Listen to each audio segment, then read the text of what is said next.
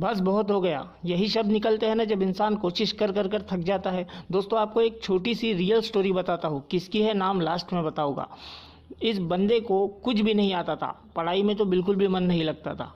तो इसने अपनी इनकम करने के लिए टूरिस्ट गाइड को मतलब टूरिस्ट में गाइड करने की शुरुआत की और 9 साल तक टूरिस्ट गाइडेंस में ही लगा रहा। लेकिन इसने वहाँ से भी एक चीज़ हासिल कर ली, वो थी इंग्लिश, क्योंकि इस देश में इंग्लिश को उतनी महत्वता नहीं थी। इसने इंग्लिश तो सीख ली लेकिन अर्निंग में कुछ भी नहीं था। धीरे धीरे इसने अपने आप को स्टेबल करने के लिए जॉब्स तलाशने शुरू कर दिए। तकरीबन 30 इंटरव्यू दिए थे इस शख्स ने और 30 इंटरव्यू में ये पूरी तरीके से फेल हो चुका था। हमको 2 बार अगर कोई रिजेक्ट कर दे तो हम दोबारा उस लाइन में जाने के लिए कतराते हैं, लेकिन ये बंदा डटा नहीं। कंटिन्यू 30 बार इसने इंटरव्यू दिया और 30 बार फेल हुआ। फिर एक बार इसके देश में KFC की फ्रेंचाइजी स्टार्ट हो गई। KFC के फ्रेंचाइजी में तकरीबन 24 लोगों ने इंटरव्यू दिया था, इसमें ये बंदा भी शामिल था। हैरत की बात आप सोचिए दोस्तों कि वो 24 में से 23 लोग सिलेक्ट हो गए और एक इंसान सिलेक्ट नहीं हुआ, वो यही बंदा था। अब तो हद ही हो गई थी, लेकिन फिर भी दोस्तों जो जीतने वाले होते हैं वो असफलताओं की तरफ ध्यान ही नहीं देते, वो सिर्फ चलते रहते हैं। इस बंदे ने जो टूरिस्ट गाइडेंस के दौरान जो इंग्लिश सीखी थी वो अब काम में आ रही थी। कैसे भी कर कर इसे एक कॉलेज में लेक्चरर की जॉब मिल गई थी, मगर वहाँ भी इसका मन नहीं लग रहा था। जैसे तैसे इसने वहाँ कुछ साल बिताए।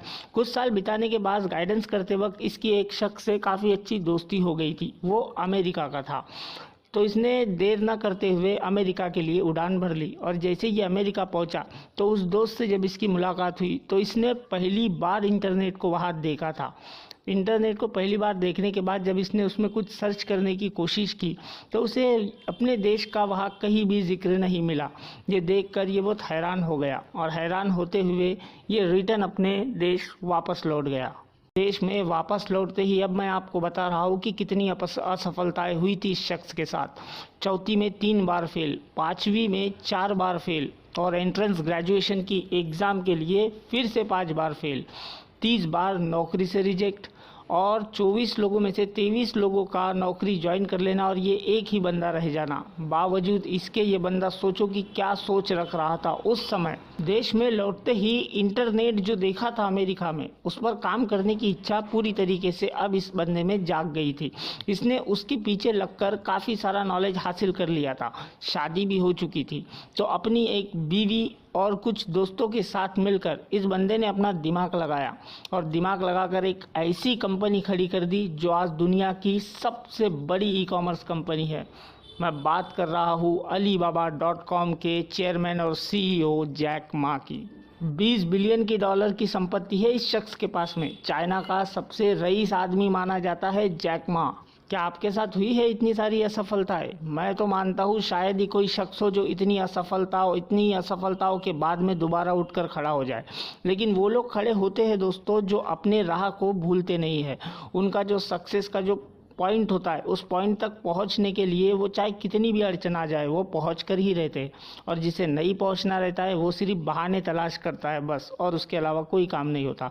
जैक मा की स्टोरी वाकई में बहुत इंस्पायरिंग है दोस्तों। अगर मैं इसीलिए आपको जैक मा की स्टोरी बता रहा हूँ क्योंकि आजकल जितनी भी स्टोरीज मैंने सुनी है सबसे ज़्यादा पावरफुल और सबसे ज़्यादा इफेक्टिव कोई चीज़ लगी है तो वो जैक मा की स्टोरी है। क्योंकि यहाँ तो ज़िंदगी में सिर्फ और सिर्फ असफलता ही है, लेकिन जो कंटिन्यूसली काम करने की इच्छा थी आज उन्हें दुनिया के रईसों में लाकर खड़ा कर दिया है। तो जीवन में परेशानियां तो आएंगी, जब काम बड़ा करना है तो जीवन में परेशानियां जरूर आएंगी, लेकिन ये परेशानियों से जब आप लड़ झगड़ कर आगे बढ़ जाओगे तो आपको भी जैक मा की तरह नहीं लेकिन सफलता तो ज़रूर मिलेगी। तो अपने काम को कंटिन्यूसली करना स्टार्ट रखिए, यकीनन वो दिन आएगा जिसका आपको इंतज़ार है।